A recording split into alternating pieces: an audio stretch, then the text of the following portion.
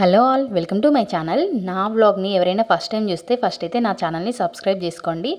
నేను ఈరోజైతే చూడండి పనసకాయ కట్టింగ్ అయితే చేస్తున్నాను.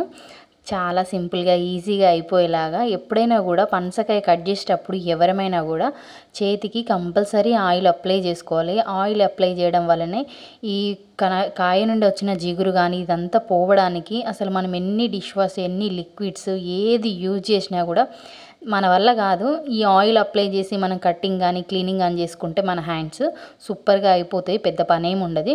నేను మీడియం సైజ్ కాయ తీసుకున్నా. పనసకాయ చెట్టు నుండి కానీ కాయల నుండి ఎన్ని బెనిఫిట్స్ అండి. అసలు పనసాకులు కానీ కాయలు కానీ ఇందులో వేస్ట్ అయ్యే ఐటమ్ అంటూ ఏముండదు. మీడియం సైజ్ కాయ తీసుకున్నా. సరేలే కట్ చేద్దామని చెప్పి చూసా. చూడండి అసలు కాయ ఇంకా రెడీ అవ్వలేదు అని చెప్పి పడేయడానికి ఏమి ఉండదు.